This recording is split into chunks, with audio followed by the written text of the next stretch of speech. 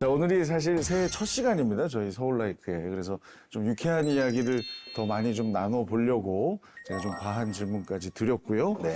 그럼 성은재 의원과 관련 있는 세 가지 키워드 하나씩 공개해 보겠습니다. 자, 첫 번째 키워드. 떨리는데 뭘 떨리세요? 뭐가 나올까?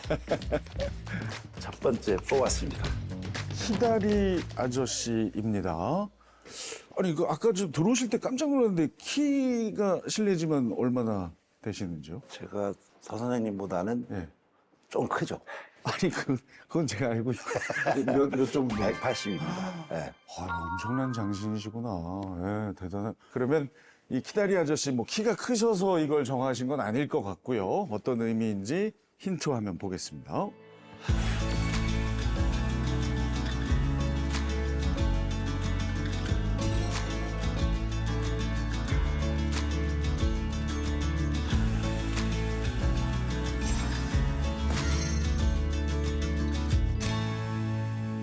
우리 성 의원님 마침 키도 크신데 또 주민들의 고충을 해결하는 데 앞장서고 계시죠.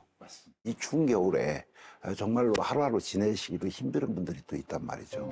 그래서 그런 분들이라든지 또는 우리 어린이 청소년 분들이라든지 그래서 사회적 약자를 대상으로 제가 뭔가 좀 해드리고 싶고 또 실제 해결하려고 나서고 있고 그런 역할들을 좀 하고 있습니다. 그렇죠. 은평구의 교통 문제 해결을 위해서 정말 꾸준히 애를 써 오셨다고 들었습니다. 제가 지금 하반기에는 도시안전건설위원회에서 활동을 하고 있는데 전반기 2년 동안 그러니까 11대 의원대에서 2년은 교통위원회에서 제가 의정 활동을 했습니다. 거기 간 목적이 좀 있었어요.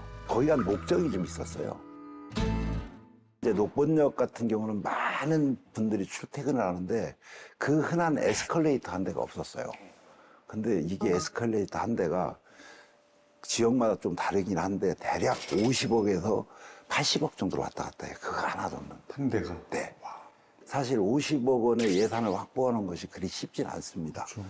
보통 의원들이 2년, 3년 걸려서 그 예산을 확보하는데 제가 딱 5개월 만에 55억 확보를 했습니다.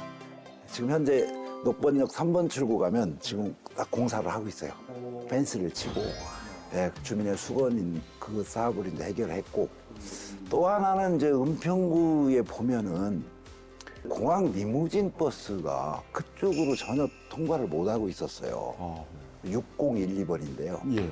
역촌역에서 불광동으로 갔다가 다시 턴해서 가는데 버스 정류장 5개를 신설해서 은평구청 앞으로 왔다가 다시 역촌로로 가도록. 그러니까 기존에 그 6012를 이용하시는 시민들도 불편하지 않고 또 없던 노선도 해서 이분들한테 혜택도 주고 그래서 이제 공항버스 신설을 좀 했고요. 이야.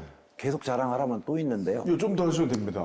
녹번역하고 홍대 입구역까지 일명 이제 출퇴근 시간에 이 사람들이 많이 밀리지 않습니까? 콩 잡아서 콩나물 씹으잖아요. 그래서 다람쥐 버스를 이제 녹번역과 홍대 입구역을 이렇게 은평구를 거쳐서 계속 크로스로 왔다 갔다 하게 하는 그 다람쥐 버스도 이제 신설을 좀 했습니다. 다람쥐처럼 막 빨리 이렇게 빨리 왔다 짧은 갔다. 기간 네, 그렇죠. 구간을 그렇죠. 교통 관련한 여러 가지 문제들을 많이 해결해 주셨네요. 네.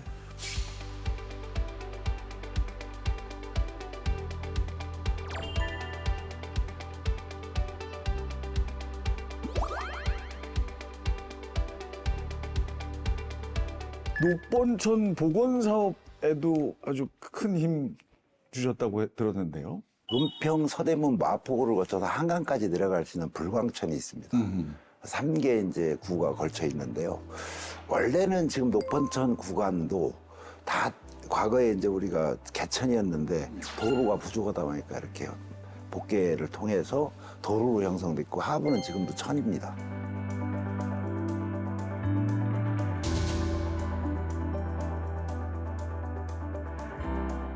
원래 애초에 계획은 제가 저쪽 불광동 거기부터 이제 지금 현재 응암역까지 불광천 연결부위까지 하려고 추진을 했었는데 네. 교통 우회도로가 없는 거예요. 이거 하고는 싶었는데 그러다 보니까 이쪽 역촌역에서 응암역까지 구간을 또 했는데 또 문제가 생겼습니다. 이게 비용이 한 1,000억 정도 이렇게 들어가다 보니까 중앙투자심사를 받아야 되는데 거기에서 부결이 나왔습니다. 그래서 반 잘라서 500억 원 미만으로 해서 400 대략 80억 정도 지금 은평 경찰서 서부 경찰서부터 응암역까지 그 구간을 이제 올해 복귀를 시작합니다.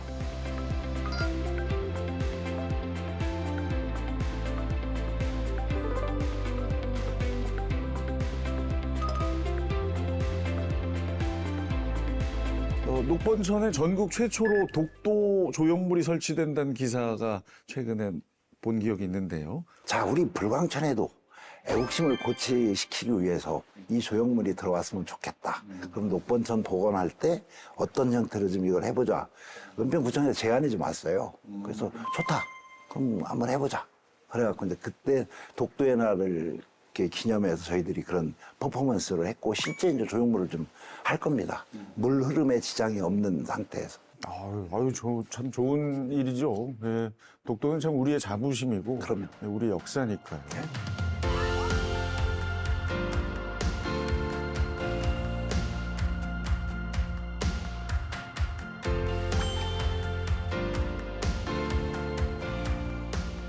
정말 그 여러 가지 하여튼 이 분야를 가리지 않고 주민분들을 위해서 애쓰시는 모습이 정말 키다리 아저씨라는 별칭이 딱 어울리는 분 같습니다. 감사합니다. 자, 두 번째 키워드 공개하겠습니다.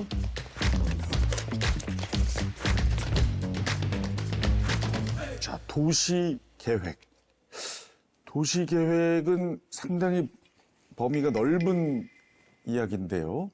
의원님하고 어떻게 관련 지을 수 있을까요? 제가 도시계획 그 전공을 했고 그 석사 논문을 받았습니다. 학교에서 도시계획을 공부하실 정도면 그 전부터 관심이 있으셨다는 얘기인데요. 그렇죠. 사실은 제가 이제 은평구에서 구의원을 했지 않겠습니까? 근데 베르타운이다 보니까 과거의 개발 방식으로 개발이 돼 있어서 소방차 한 대 들어갈 수 없는 그런 골목들도 많이 있어요. 그래서 이제 지역을 쭉 돌다 보니 나중에 개발 계획이라든지 이런 부분에 있어서 고민을 하게 됐습니다. 그래서 바로 옆에 은평구에서 가장 가까운 와이드에 가서 이제 제가 도시계획 전공을 했습니다. 지금 전공 살리셔서 여러 가지 이 지역의 이 도시 문제들을 좀 개선하려고 노력하시고 계시고 10대 서울시 의회에서는 도시안전건설위원회 위원장 맡으셨고요. 그죠? 11대 의회에서는 전반기 교통위원회 또 방금 이제 후반기 도시안전건설위원회 위원으로 활동을 하고 계십니다. 생소해 하실 우리 시청자분들을 위해서 도시안전건설위원회는 어떤 곳인지. 도시안전건설위원회는 정말로 시민들과 밀접한 상임위원회입니다. 지금 제가 여기로 오면서 도로를 달려왔습니다. 도로를 관리합니다. 그 하천을 또 관리합니다. 그 다음에 하수를 또 관리합니다. 그 다음에 지금 소방재난안전부를 저희 또 소관에 두고 있습니다. 각종 재난사고 시 항상 출동하고 화재 시에도 출동하고 그래서 우리 시민들과 아주 밀접한 상임위원회입니다. 그러면 거기 가서 무엇을 할 것이냐. 보여지는 데서 어떤 위험이나 사고가 했을 때도 바로 해결하기가 힘들은데 특히 지하공간 같은 경우는 더더욱이 안 보이기 때문에 사고가 나면 아주 큰 사고가 날 수가 있죠. 이런 것들을 좀 선제적으로 대응을 해보자. 미리 사고 나서 뭘 고치는 게 아니라 사고를 최소화 아니면 제로화할 수 있도록 선제적으로 의정활동을 펼쳐서 그런 것들이 이 도시안전건설위원회가 저한테는 딱 맞겠다. 진짜 뭐 이렇게 밑에 뭐가 하나 고장 나면 오는데도 이틀 걸리고 와서도 뭐 까봐야 알고요. 그렇죠. 막 일주일 한 달을 불편을 감수해야 되거든요. 그런 것 나기 전에 맞죠. 방지하자. 아주 중요하네요. 자, 그렇다면 그동안 발휘하신 조례안 중에 이 전문성이 이렇게 첨가된 조례가 있을까요? 은평구는 또 초등학교가 많습니다. 다른 구에 비해서. 그러다 보니까 이제 초등학교 지역의 어린이 통학로 안전 이 부분이 대단히 중요하거든요. 그래서 연 1회 이상 여기에 통학로 안전 점검을 계속 해줄 필요가 있고 거기에 보면 뭐 바닥에 어린이 보호구역도 요즘 많이 생기는데 또 우리 어린아이들의 어떤 안전 문제는 더 중요하거든요.